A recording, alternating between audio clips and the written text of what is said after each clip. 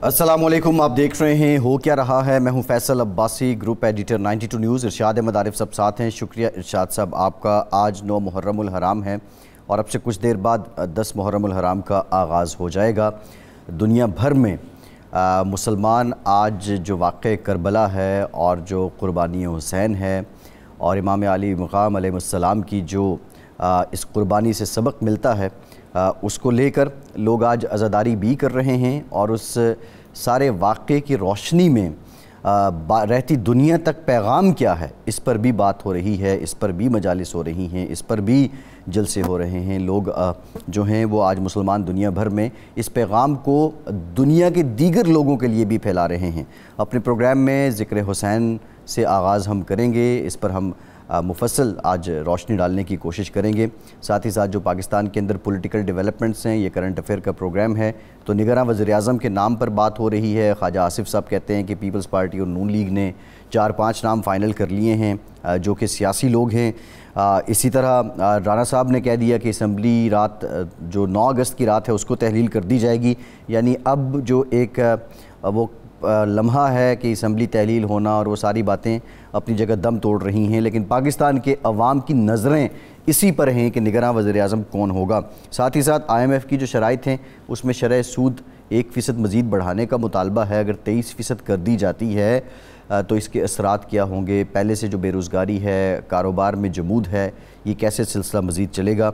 और साथ ही साथ जो साबिक़ चेयरमैन FBR हैं शब्बर ज़ैदी साहब, वो कहते हैं कि अगर PTI की हुकूमत चलती रहती तो ये मुल्क आज तक तबाह हो चुका होता। ये इंकशाफ वो अब ऐसे मौके पे आके कर रहे हैं।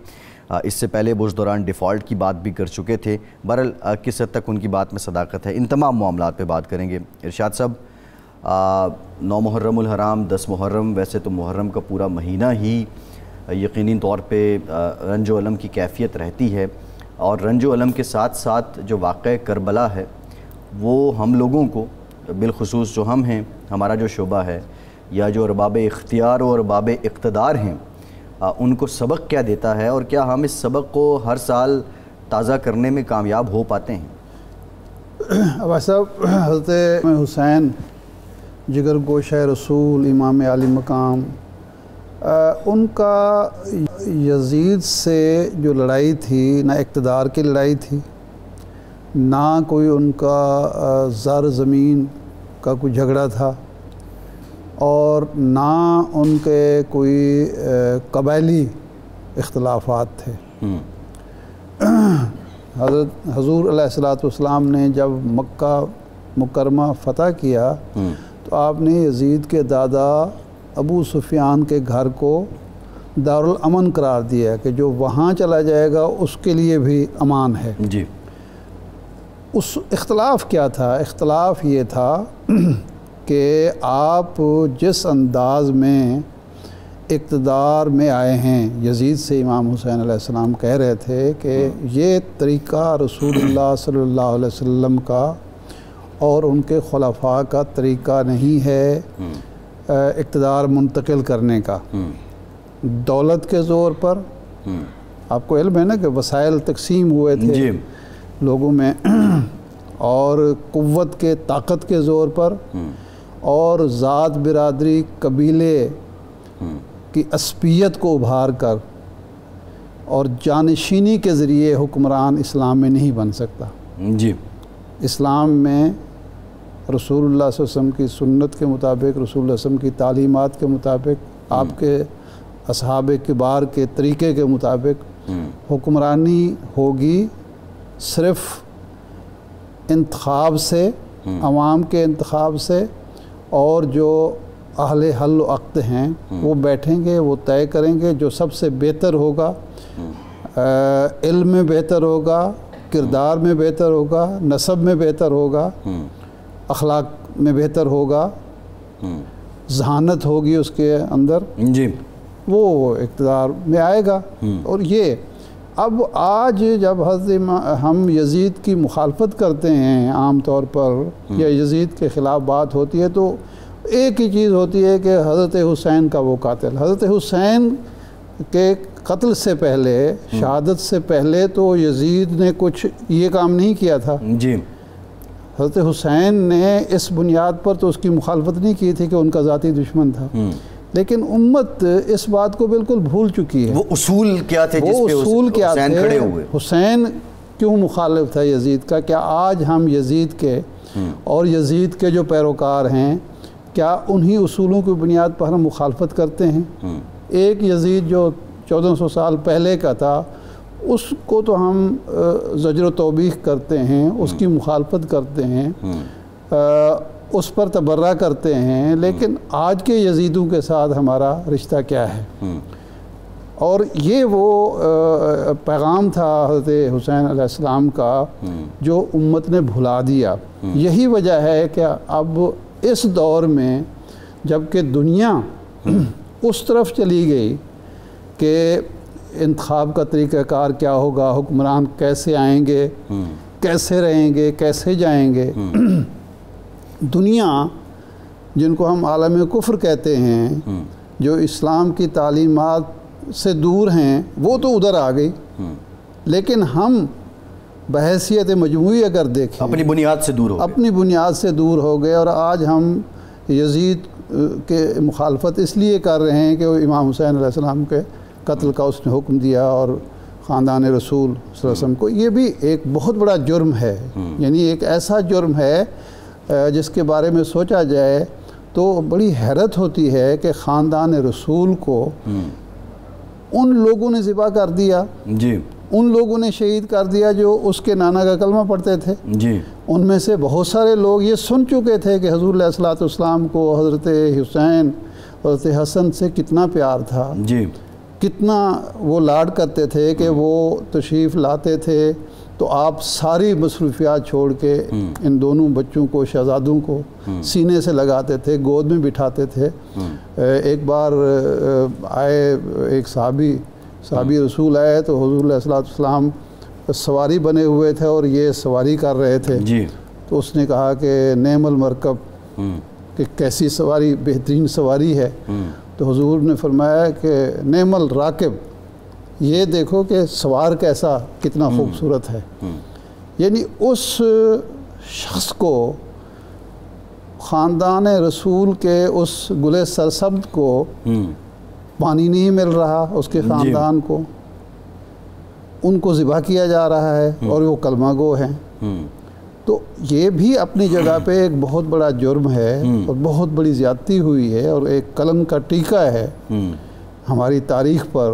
لیکن جو اصل وجہ ہے وہ وہی ہے جو حضرت حسین کا اختلاف تھا، اس کو یاد رکھنا جو ہے ہمارے لیے بہت ضروری ہے۔ بالکل ٹھیک ہے ارشاد صاحب۔ یہ اور ایک شعر ہے شورش کاشمیری مرحوم کا، کھا گیا اسلام کو سرمایہ داری کا یزید، کھا گیا اسلام کو سرمایہ داری کا یزید، سامنے آئیں کہاں ہیں سوگواران حسین۔ جی سرمایہ داری کا، جاگیرداری کا، خاندانی وراثتی قیادت کا، سیادت کا، حکمرانی کا یزید جو ہے وہ تو طاقتور و توانا ہے۔ ارشاد صاحب جو ابھی آپ نے بات کی پہلے کہ جو جن کو ہم عالم کفر کہتے ہیں انہوں نے اصول اپنا لیے، اب برطانیہ کے اندر یہ جو پچھلے 2-3 سالوں میں معاشی بحران آئے ہیں اور سیاسی بحران بھی رہے ہیں، تو اس کے بعد ایک بڑی مفصل ڈیبیٹ شروع ہو چکی ہے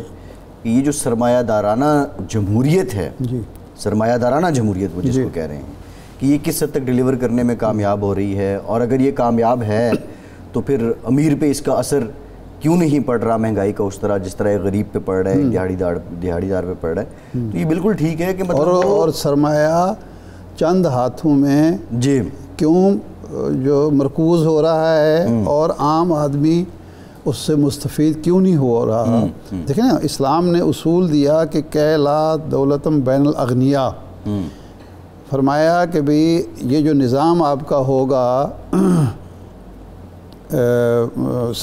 یعنی شعبہ جو آپ کا معیشت کا ہوگا، معیشت کا جو نظام ہوگا، اس میں دولت چند لوگوں میں، اغنیاء میں مرکوز نہیں ہوگی۔ جی دولت کی منصفانہ تقسیم اسلامی معیشت کا جی بنیادی اصول ہے، کیونکہ جب دولت ہو یا طاقت ہو یا اختیار ہو چند ہاتھوں میں آپ مرکوز کریں گے تو ظلم کا، زیادتی کا دورہ ہوگا، بالکل ٹھیک ہے، ناانصافی ہوگی، اور ظلم جو ہے، زیادتی جو ہے، خواہ وہ معاشی سطح پر ہو، خواہ وہ سماجی سطح پر ہو، خواہ وہ سیاسی سطح پر ہو، وہ اسلام اس پر یعنی اس کی مخالفت کرتا ہے، نفی کرتا ہے، اور اس پر ایک لحاظ سے لعنت بھیجتا ہے۔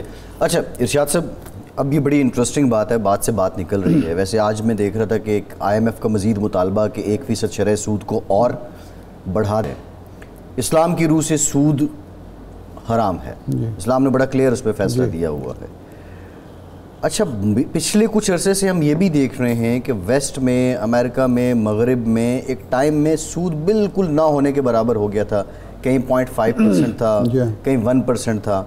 اب جا کے برطانیہ میں اگین، کیونکہ برطانیہ کے ساتھ ہماری نسبت آپ کو پتہ ہی ہے، برطانیہ میں 5% جب شرح سود ہوا ہے تو لوگوں پہ بوجھ بھی بہت پڑا ہے، وہاں بہت زیادہ معاملات آگے نکل گئے ہیں، لوگوں کا پریشر بھی ہے۔ لیکن ہم سود کے خلاف بھی ہیں، ہم ایک اسلامی ملک بھی ہیں، اور ہم اب 23% کرنے جا رہے ہیں۔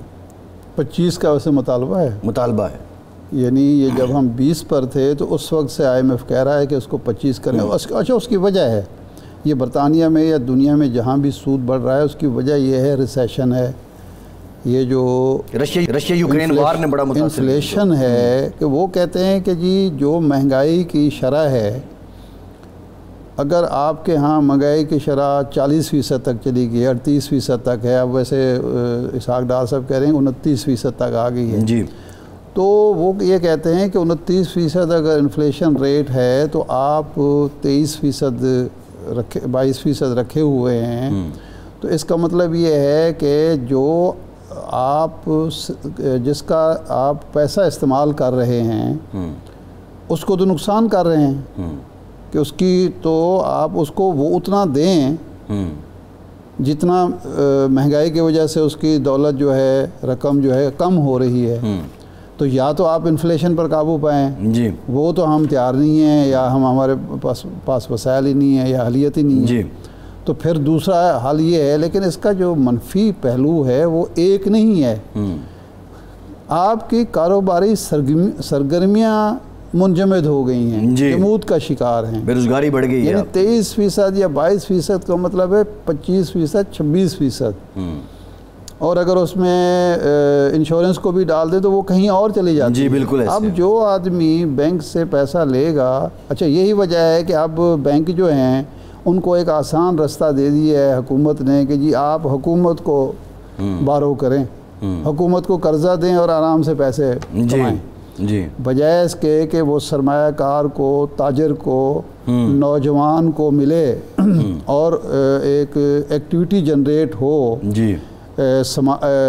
معاشی سرگرمیاں تیز ہوں، وہ پیسہ جو ہے لوگوں کا پیسہ ہے وہ خرچ ہو رہا ہے، وہ حکومت لے رہی ہے، اور حکومت سے وہ منافع کما رہے ہیں، اور 23% پہ اگر ان کو ویسے ہی گھر بیٹھے بینکوں کو مل رہا ہے، اور وہ ایک سیکیور قرضہ بھی ہے، تو وہ کسی سرمایہ دار کو یا نوجوان بے روزگار کو دے کر اس کے پیچھے ڈوبنے کا کوئی خدشہ نہیں ہے، ریاست اس کی شورٹی ہے، تو لیکن اس کے نتیجے میں آپ کے ہاں بے روزگاری بڑھ رہی ہے، آپ کی معاشی سرگرمیاں جمود کا شکار ہیں، اور اس جمود کی وجہ سے حکومت بھی اس لیے نقصان میں ہے کہ ظاہر ہے اگر معاشی سرگرمی ہوگی نہیں تو اس کو کہاں سے ریونیو ملے گا، وہ کہاں سے ٹیکس وصول کرے گا۔ وہ ایک طرف IMF کہہ رہا ہے کہ ٹیکس کا دائرہ بڑھاؤ، ٹیکس جو ہے وہ 7,000 سے آگے 9,400 پر لے کے جاؤ، لیکن جب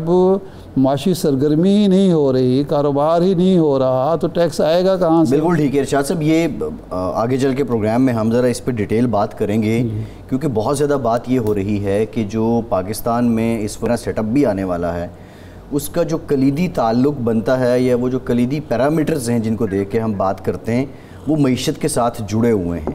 پاکستان کی سیاست، پاکستان کی معیشت، پاکستان کا سماج اس وقت بالکل اس طرح ہے، تو اس پر ہم ایک بریک کے بعد بھی بات کریں گے، ہمارے ساتھ رہیے۔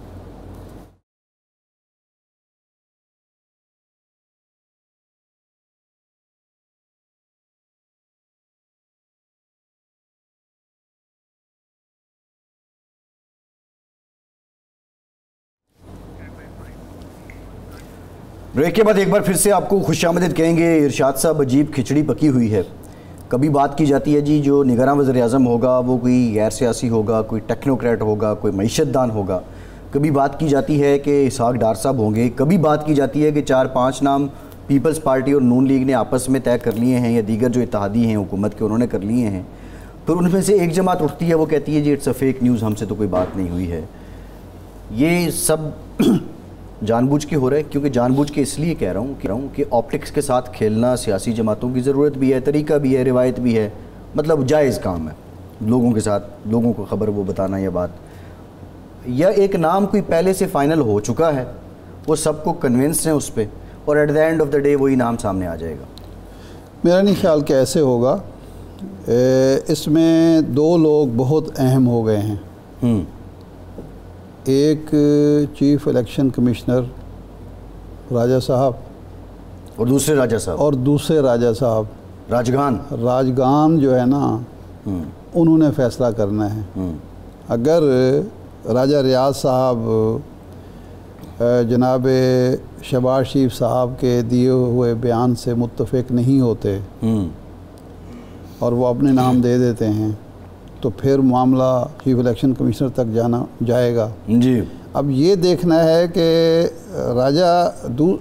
راجہ صاحب کو اپنے راجہ بھائی کا نام پسند آتا ہے یا شہباز شریف صاحب کا اور زرداری صاحب کا اور مولانا کا اور میاں نواز شریف صاحب کا اور گنتے جائیں جو 13, 14, 15 پارٹیاں ہیں, یا کوئی تیسرا راجہ آ جاتا ہے. نہیں وہ دو ہی راجہ نہیں ہو سکتا ہے, وزیر اعظم بھی کوئی راجہ ہی ہو. ہاں وہ بھی ہو سکتا ہے, لیکن میرا نہیں خیال کہ راجہ ہوگا. یہ کوئی وہ جو ایک ہے نا, ایک تو شیخ ہوتے ہیں نا, ایک شیخ ہوتے ہیں جی, ایک شیخ ہوتے ہیں, اور ایک شیخ جو شیخ رشید صاحب اپنی تعریف کیا کرتے ہیں شیخ کی, کہ جو لین دین کے معاملات نپٹاتے ہیں. تو لگتا یہ ہے کہ اس طرف ہی معاملہ جائے گا. جی تو اس کے بعد پھر یہ جو دبئی کی ملاقاتیں ہو رہی ہیں, یہاں بھی ایک ہے اچانک سیاستدان.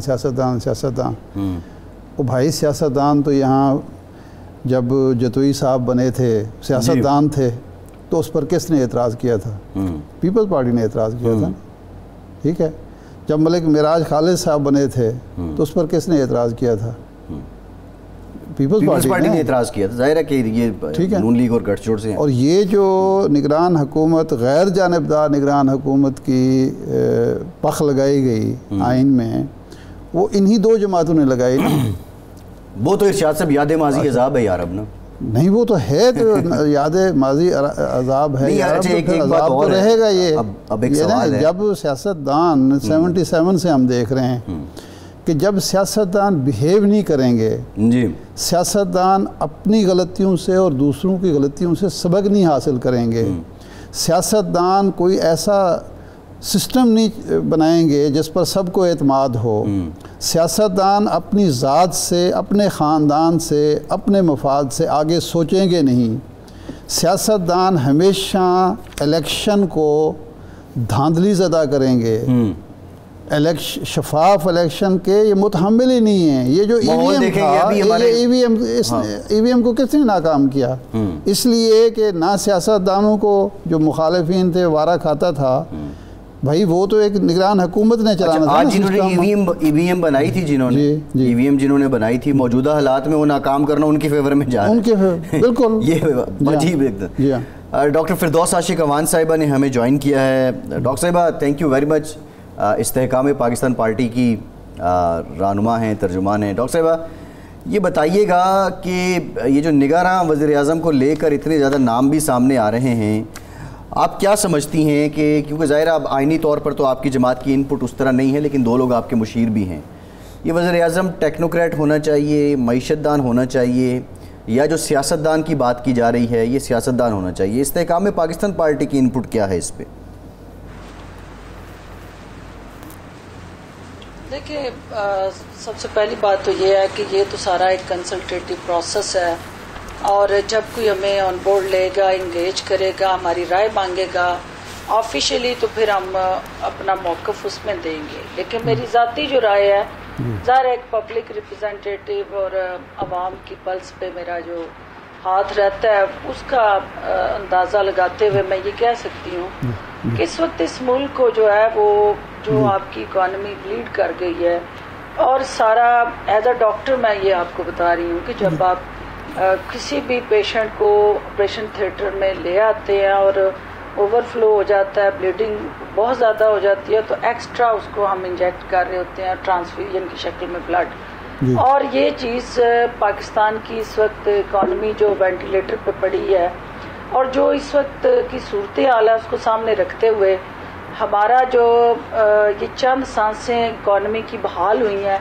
इट डज नॉट मीन कि आपका पेशेंट जो है थिएटर से बाहर आ गया या आईसीयू से निकल आया या खतरे की हालत से वो बाहर आके एक सेहतमंद मरीज के तौर पे जिंदगी गुजार सकता है। इस वक्त भी आपकी इकॉनमी जो है वो वेंटिलेटर पे है, इस वक्त भी आपकी इकॉनमी जो है वो उसकी सांसें उखड़ी हुई हैं। उन उखड़ी सांसों को बहाल रखने के लिए एक consistent continued long term strategy की ज़रूरत है, और उसके लिए सबसे अहम चीज़ ये है कि पाकिस्तान जिस मुश्किल हालात से गुजर रहा है, मुआशी इस्तेहकाम जो है वो आपके सियासी इस्तेहकाम के साथ लाज़िम मलज़ूम है। और अभी ये हुकूमत अपना टेन्योर पूरा करके जो आने वाली हुकूमत है उसको हैंड ओवर करती है, तो कुछ इसके पास रिस्ट्रिक्शंस थी, कुछ इसके ऊपर कानूनी कदगने इस तरह की थी कि ये वो फैसले नहीं कर सकते थे। ये वो वजह थी कि जब केयर टेकर गवर्नमेंट थी, यानी के खिलाफ हो गई अदम एतमाद, तो केयर टेकर गवर्नमेंट जो थी वो चूंकि IMF के साथ निगोशिएट करने का मैंडेट नहीं रखती थी आईनी और कानूनी, जिसकी वजह से ये इलेक्शन वाला जो प्रोसेस था वो डिले होता रहा, और टिल दी टाइम के वो आपका IMF का मुआहदा फाइनल नहीं हुआ, आपको इस हुकूमत को भी कंटिन्यू रहना था जी, तमाम तराड्स के बावजूद। और इलेक्शन में आप नहीं जा सकते थे क्योंकि केयर टेकर सेटअप में आप नहीं कर सकते थे कानूनी रिस्ट्रिक्शंस की वजह से। अब चूंकि इसके अंदर एक कानूनी हिंच जितनी थी वो हटाई गई है, और केयर टेकर गवर्नमेंट को इख्तियारात और वो तमाम लीगल ओनरशिप मिली है, जिसकी वजह से वो मुल्की मफाद में इकोनॉमिक फ्रंट पे कोई भी फैसले करने की मजाज है।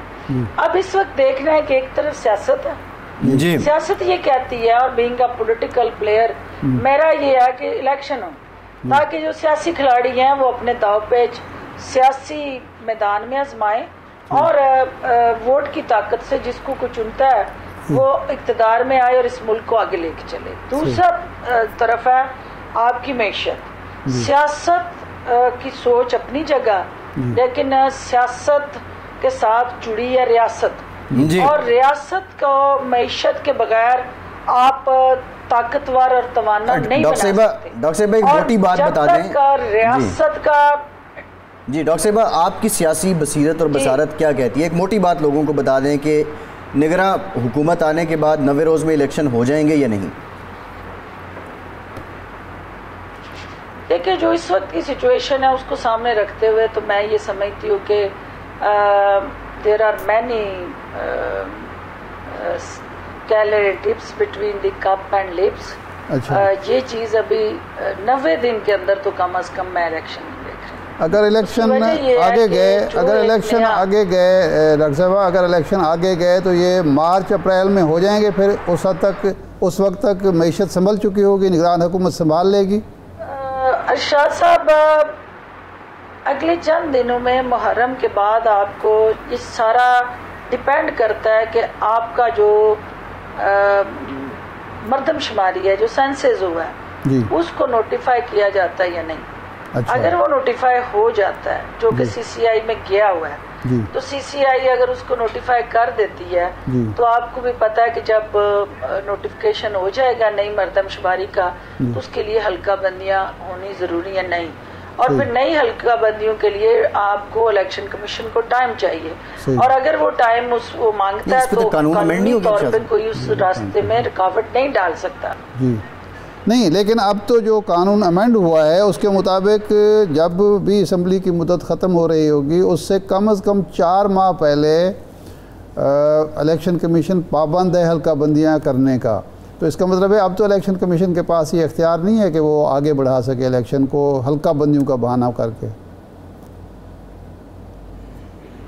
دیکھیں لیکن اس کے ساتھ جو آپ کا اس وقت ہوا سینسز ہے اور سی سی آئی کے اندر وہ پڑا ہوا ہے تو اس کو نوٹیفائی کرنے کے بعد اگلا سٹیپ آپ کا کیا ہوگا اور آپ کیا اس کو جو ایسے ادھورا چھوڑ دیں گے. یہ ڈیپینڈ کرتا ہے کہ یہ اگلا ہفتہ جو ہے پاکستان کی پولیٹیکل جو لینڈسکیپ ہے اس کے اندر اس کے حد و حال واضح ہوں گے. یعنی آپ ذاتی 1 اگست جو ہے جی آپ ذاتی طور پر یہ سمجھتی ہیں کہ ایک تو الیکشن آگے جا سکتے ہیں اگست کے مہینے میں نا. جی اگست کے مہینے میں ہمیشہ نمی کا تناسب چونکہ زیادہ ہوتا ہے. اچھا. اور سرسبز شداب جو گرین پاکستان ہے اس میں اب آپ دیکھیں گے اگست میں گرین پالیٹکس شروع ہوگی جو ہے وہ آگے آئے گی، براؤن پالیٹکس پیچھے چلی جائے گی. اچھا ہنوز دلی دور است خلاصہ یہی ہے.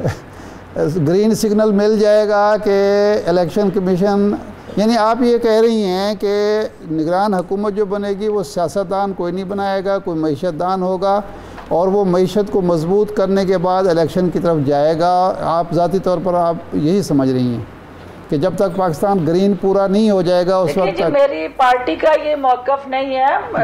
نہیں ذاتی طور ارشاد صاحب چونکہ پارٹی کی سطح پہ ابھی کوئی کنسلٹیشن ہوئی نہیں ہے.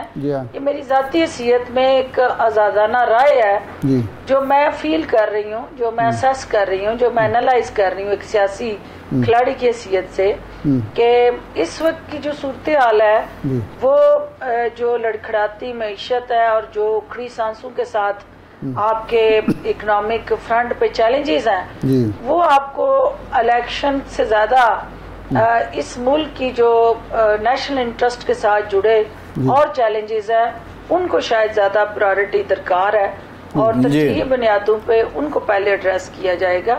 لیکن آل ڈیپینڈس کہ جو اس وقت کی جو سٹنگ گورنمنٹ ہے وہ کیا لائے عمل بناتی ہے اور کس طرح سے وہ اس پورے منظر نامے کے اندر رنگ بھرتی ہے. سیاسی منظر نامے کے اندر رنگ جو بھرنے والی پینسل ہے نا وہ پی ڈی ایم کے پاس ہے اور یہ انہوں نے فیصلہ کرنا ہے کہ انہوں نے یہ سیاسی منظر نامہ جو ہے اس کو ڈارک بلیک کرنا ہے یا اس کو جو ہے وہ براؤن یا گرین کوئی اور کلر بھرنا ہے. یہ ان پہ ڈیپینڈ کرتا ہے. نہیں پی ڈی ایم تو 8 تاریخ کو فارغ ہو جائے گی. پی ڈی ایم کی حکومت تو وہ خود کہہ رہے ہیں کہ 8 کی شام کو ہم چھوڑ دیں گے اقتدار.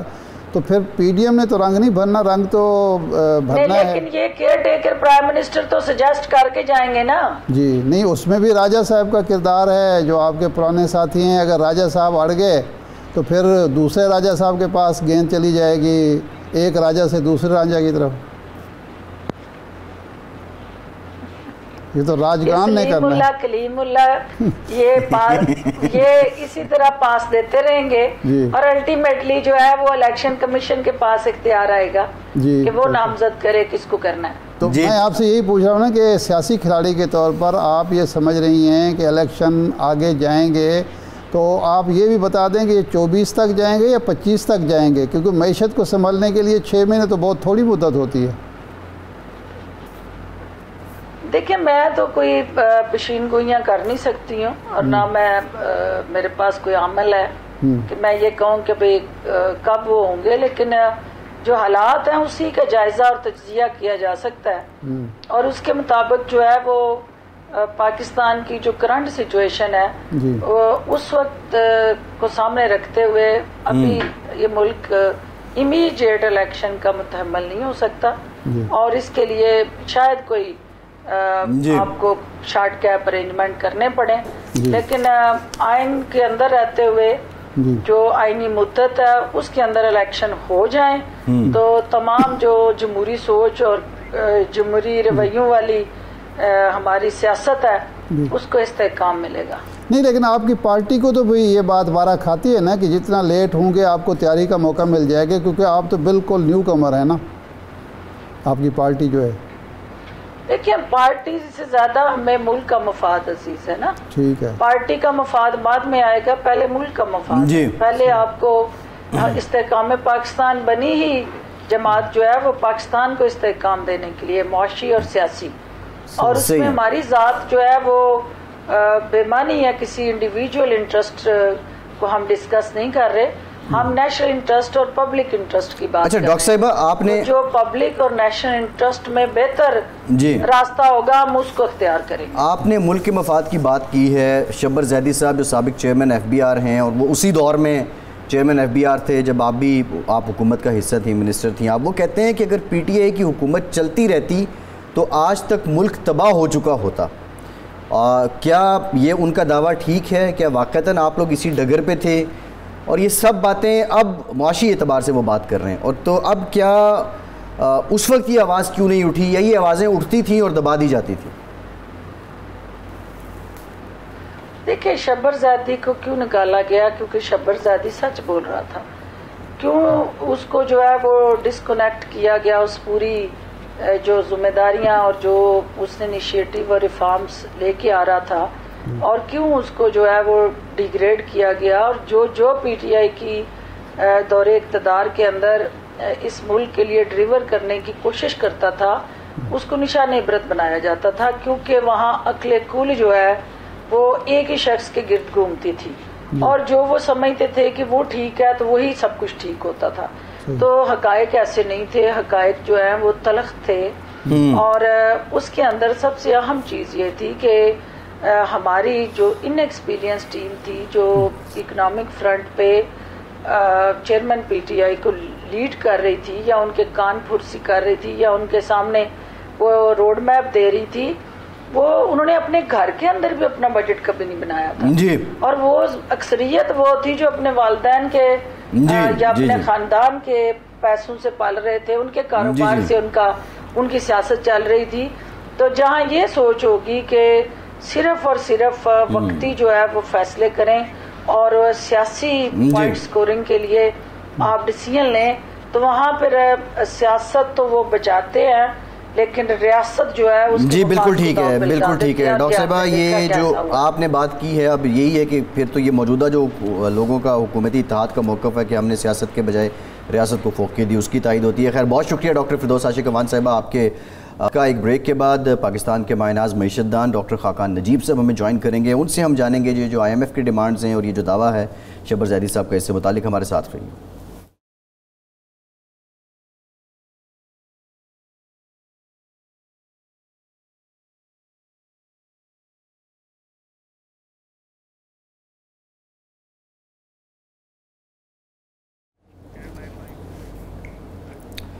بریک کے بعد ایک بار پھر سے آپ کا خیر مقدم کرتے ہیں. ڈاکٹر خاقان نجیب صاحب ہمارے ساتھ موجود ہیں. ڈاکٹر صاحب thank you very much for your time. Doctor صاحب اب پھر سے یہ بات سامنے آ رہی ہے کہ تقریباً 1% جو ہے وہ شرح سود کو مزید بڑھایا جائے گا, یہ ڈیمانڈ آئی ہے.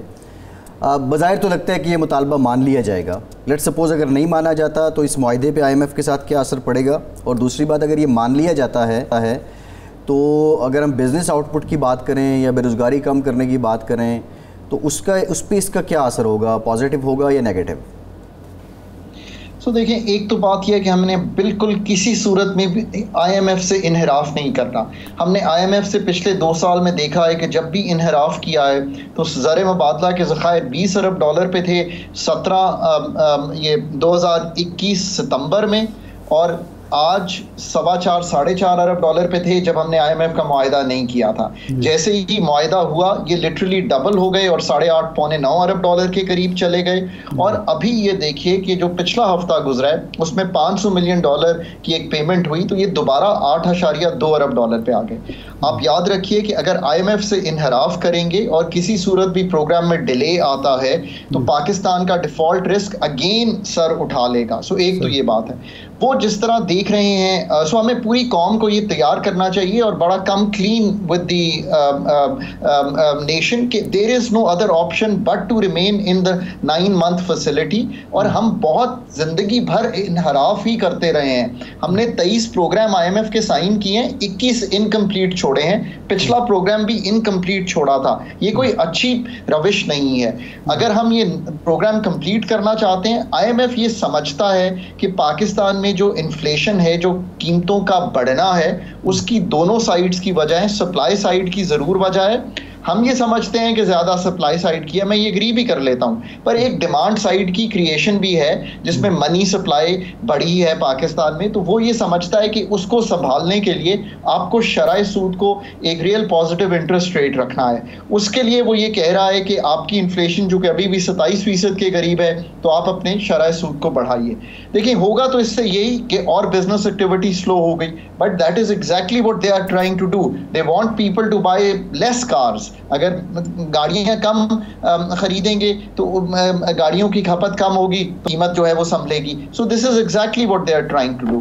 بٹ اگر یہ کریں گے بھی تو آئی تھنک یہ لاسٹ ہوگا. اگر مانیٹری ٹائٹنگ ابھی ہوتی بھی ہے تو I think we are almost on the last leg, اس لیے کہ کور انفلیشن جو ہے ہماری وہ 20-21% پہ آ گئی ہے. سو اس کو دیکھتے ہوئے آنے والے دن جو ہیں یہ انرجی پرائسز کا نکل جائے بیچ میں سے. ابھی آپ کو پتا ہے ہم نے بجلی کی قیمت چینج کی ہے, اب ہم گیس کی بھی تبدیل کرنے جا رہے ہیں. یہ بیچ میں سے نکل جائے تو اگر ہم تھوڑا سا سپلائی سائڈ کو سنبھالیں تو شاید یہ پیک آف انفلیشن میں بی اوور, اینڈ اگر مانیٹری ٹائٹنگ ہوئی بھی تو لاسٹ ہو. ڈاکٹر صاحب اگر ایکٹیویٹی سائڈ جو ہے وہ سلو ہوتی ہے بزنس ایکٹیویٹی, تو اس کے نتیجے میں آپ کا جو ریونیو کم ہوگا وہ پھر ایک نیا مسئلہ کھڑا نہیں ہوگا حکومت کے لیے؟ ریونیو کہاں سے آئے گا اگر بزنس ہی نہیں ہو رہا ہوگا؟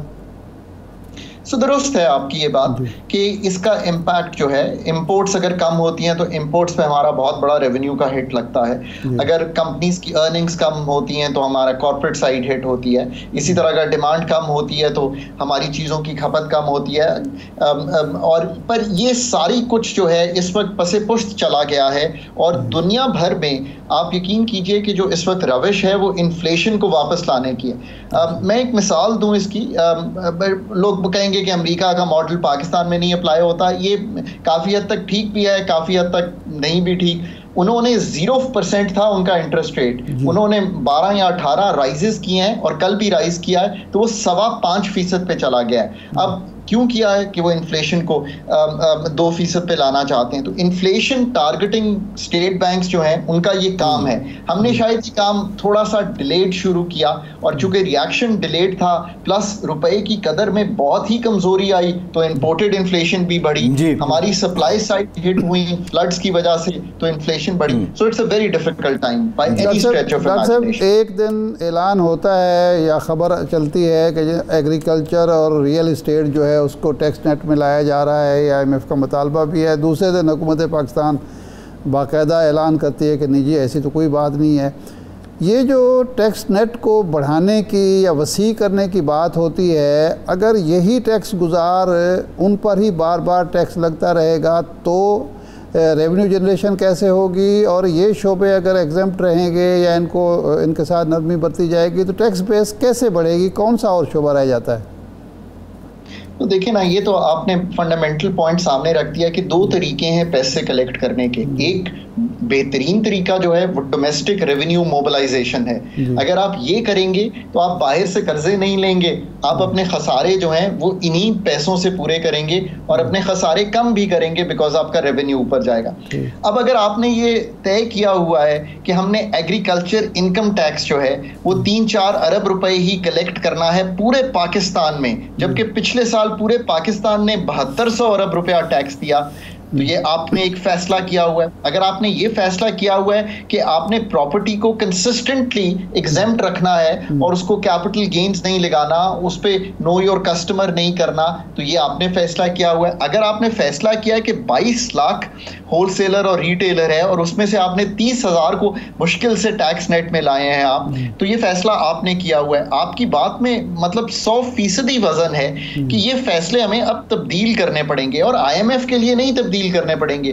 سر اس لیے تبدیل کرنے پڑیں گے کہ آپ کا ٹیکس ٹو جی ڈی پی ریشیو FPR کا 8.5% ہے. اس کو آسانی سے سمجھنا یہ کہ ہم نے NFC میں لکھا ہے کہ ہم اس کو 15% تک لے جائیں گے, اس لیے وفاق جو ہے وہ بہت کمزور ہو گیا. تو آپ کو یہ فیصلے کرنے پڑیں گے. اور آخری بات ایک کر دوں اس پہ کہ 2200 ارب کے قریب ہم نے ٹیکس ایگزیمپشنز اینڈ کنسیشنز دی ہوئی ہیں. جب میں سرکار میں تھا ہم ہر سال کوشش کرتے تھے 200-250 ارب کی اڑانے کو, تب تو یہ کم ہوا کرتی تھی, اب تو ادھر بھی بہت بڑی گنجائش ہے. سو اپ سائڈ بہت زیادہ ہے. جی ڈاکٹر صاحب ایک ذرا لے مین کنزیومر کی طرف ہم آتے ہیں, یا جو ٹیکس پیئر ہے اس کی طرف آتے ہیں. ایک شخص جو ڈائریکٹ ٹیکس دے رہا ہے اور وہ اتنا ہی انڈائریکٹ ٹیکس بھی دے رہا ہے, اور دوسری طرف وہ لوگ ہیں کہ جو ڈائریکٹ ٹیکس دے ہی نہیں رہے اور انڈائریکٹ ہی دے رہے ہیں.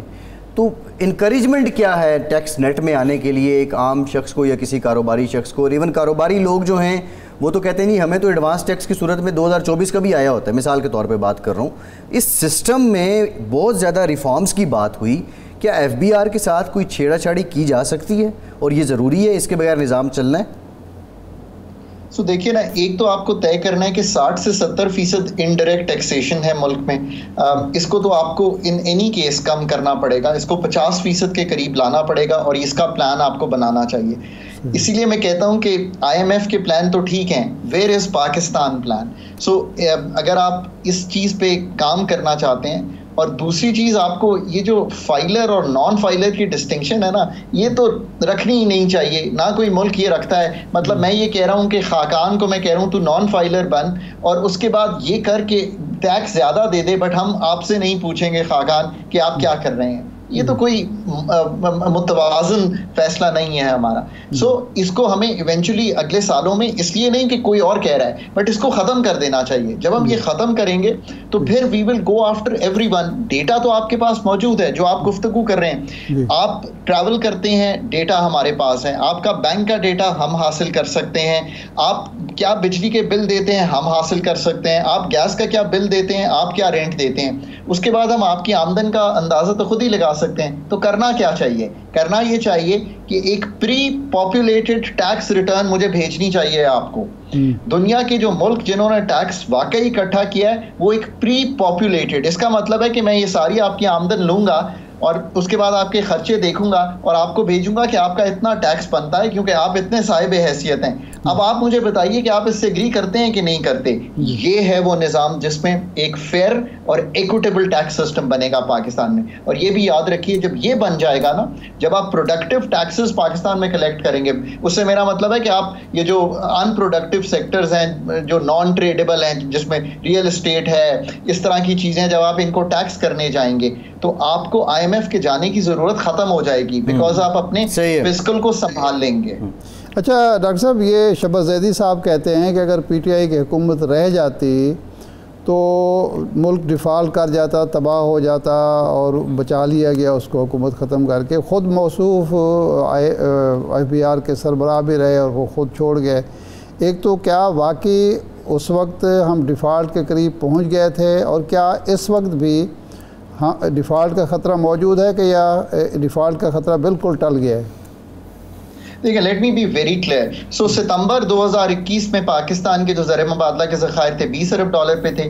جب حکومت کا چینج ہوتا ہے تو یہ $10 ارب پہ آ گئے تھے, یعنی کہ اپریل 2022 میں یہ تقریباً $10 ارب پہ آ گئے تھے. جب وہ حکومت چلتی رہی, جو PDM کی چلتی رہی, تو یہ $4-4.5 ارب پہ آ گئے تھے. دونوں حکومتوں میں جو کامن ڈینامینیٹر تھا نا, وہ یہ تھا کہ ہم IMF کے پروگرام سے انحراف کر رہے تھے. ہم کامن ڈینامینیٹر یہ تھا کہ ہم IMF کے پروگرام کو ڈیلے کر رہے تھے. اگر یہ PTI نے بھی ڈیلے نہ کیا ہوتا, PDM نے بھی پہلا ریویو کروا لیا تھا اگست میں, اس کے بعد یہ ڈیلے نہ ہوا ہوتا. جب آپ IMF کے پروگرام میں آ گئے ہیں, اگر یہ پروگرام کمپلیٹ کرتے ہیں ہم 9 ماہ کا, تو ڈیفالٹ کا رسک جو ہے وہ اوورٹ ہو گیا ہے فار دا ٹائم بینگ. یہ میں کہہ سکتا ہوں کمفرٹیبلی کہ ڈیفالٹ کا جو رسک ہے وہ بہت زیادہ حد تک اوورٹ ہو گیا ہے. اگر 9 ماہ کے پروگرام میں نومبر میں جب آپ جائزہ پہلا کروائیں گے IMF سے بیٹھ کر, جو ستمبر کے ڈیٹے پہ بیسڈ ہوگا, اگر خدا نہ خواستہ کوئی دقت آئی تو آپ کا ڈیفالٹ رسک پھر سر اٹھا لے گا. یہ ایگزیکٹ پوزیشن ہے پاکستان کی. ڈاکٹر صاحب, یہ جو نئی حکومت, نگران حکومت جو ملک میں آ رہی ہے, ایک تو اس کو اختیارات دیے گئے ہیں, یہ کوئی IMF کا مطالبہ تھا, اور کیا یہ نگران حکومت 3 ماہ میں الیکشن کرانے کے بعد اگر چلی جاتی ہے تو معاملات ٹھیک رہیں گے، یا بعض حلقے کہتے ہیں نہیں جی نگران حکومت کو زیادہ عرصہ ملنا چاہیے، اس کو معیشت ٹھیک کرنی چاہیے، تو آپ بطور معیشت دان کے کیا سمجھتے ہیں؟ دیکھیے پہلے تو میں آپ کے سامنے رکھ دیتا ہوں کہ کیا ترمیم ہوئی ہے، اور اس کی دونوں سائڈز پہ آرگیو کیا جا سکتا ہے۔ ایک تو ترمیم جو ہوئی ہے اس میں یہ کہا گیا ہے کہ پہلے یہ تھا کہ ارجنٹ میٹرز کو ڈیل کر سکتے ہیں۔ مجھے چونکہ یہ موقع ملا کہ میں نے 2 حکومتوں کو جو کہ انٹرم تھی سپورٹ کیا ہے، تو ایک تو یہ کہ وہ مائنڈ سیٹ اس سے آتی ہیں کہ ہم نے بالکل ڈے ٹو ڈے کرنا ہے۔ ایک آدھ بار میرا خیال ہے میں نے گفتگو بھی کی اس وقت کے وزیر اعظم اور وزیر خزانہ سے کہ ہم کچھ اقدام لیں جو ضروری تھے، پر ان کا خیال تھا کہ نہیں یہ شاید ہمارے پرویو سے باہر ہے۔ اب یہ کیا گیا کہ وہ جو ارجنٹ میٹرز ہیں ان کے ساتھ ایک ورڈ ایڈ کیا گیا کہ جو آن گوئنگ معاہدے ہیں، اور اس میں 4 بڑی کلیئر کیٹیگریز ہیں، بائی لیٹرل اور ملٹی لیٹرل کے ساتھ جو ایگریمنٹس ہیں، جو پی پی پی اتھارٹی کے انڈر کام ہو رہا ہے، جو انٹر گورنمنٹل ٹرانزیکشنز ایکٹ کے انڈر کام ہو رہا ہے، اور پرائیویٹائزیشن کی، کہ ان میں جو آن گوئنگ کام ہے ان پہ وہ کام کر سکتے ہیں، آگے بڑھ سکتے ہیں۔ آئی تھنک اس کی 2 وجوہات ہیں۔ ایک تو یہ ہے کہ آئی ایم ایف کے ساتھ اگر کچھ ایسی چیزیں ستمبر تک کرنا ہوئیں، کچھ ورلڈ بینک کا ایک لون ہے اگر اس کو سائن کرنا ہوا تو دے شوڈ ہیو کمفرٹ کہ وہ کام کریں۔ میرا خیال ہے کہ اب بھی آئی ایم ایف کا جو ریویو ہے نومبر میں، سو یہ بڑا کرٹیکل ہے، یہ میں ایک بڑا ریز کر رہا ہوں آپ کے سامنے، and we leave it open for today, اور آپ اس وقت پھر ضرور دیکھیے گا کہ کیا ہوتا ہے۔ دیکھیے 30 ستمبر کے ڈیٹے پہ بیسڈ ہے، بٹ ریویو ہے نومبر میں۔ میری تو خواہش یہ ہوگی کہ آنے والی جو نئی حکومت ہے وہ ریویو کرائے، تاکہ وہ جو بینچ مارکس ہیں وہ سیٹ کرے آگے کے۔ یہ بڑا امپورٹنٹ ہے، دس ہیز بیکم کرٹیکل۔ یہ اور آپ دیکھیے دونوں کہ بیلنس کتنا ضروری ہے اس دفعہ ٹائمنگ کا۔ اگر وہ کرواتے ہیں یہ کام تو بہتر ہوگا، اگر کیئر ٹیکرز کرواتے ہیں، جس کی مجھے امید کم لگ رہی ہے، I M F I think wait کر جائے گا۔ اگر 2022 کو بھی نئی حکومت آ رہی ہوئی نومبر میں تو وہ پھر اس میں ویٹ کر لے گا۔ جہاں تک تعلق ہے، دیکھیں پاکستان کو نا جو سب سے زیادہ چیز ضروری ہے وہ اس وقت اسٹیبلٹی سے بھی اوپر جو چیز ہے نا وہ سرٹنٹی کی ضرورت ہے، کہ کون سی حکومت ہوگی اگلے 3-4 سال کی، تاکہ کلیدی کام کیے جا سکیں۔ نہیں ڈاکٹر صاحب، آپ کا کہنے کا مطلب ہے کہ یا تو یہ گورنمنٹ جو ہے تھوڑا سا عرصہ اپنا بڑھائے، یا پھر اکتوبر میں الیکشن ہو جائیں تاکہ نئی حکومت جلدی آ جائے اور وہ معاملہ آگے بڑھا سکے۔ جی نومبر میں، تاکہ جو ریویو ہونا ہے وہ ایک نئی آنے والی حکومت کر سکے۔ تو اگر اگست 12 کو یہ جاتی ہے تو اگر آپ 90 دن ادھر سے کاؤنٹ کرنا شروع کریں، میں تو ایک ٹینٹیٹیو اگر ہم ڈیٹس دیکھیں تو ستمبر، اکتوبر، نومبر 12 ہو جاتی ہے، تو اگر میرا خیال ہے اینڈ میں بھی ریویو کیا جا سکتا ہے نومبر میں۔ بٹ آئی تھنک اس سرٹنٹی کی ضرورت ہے۔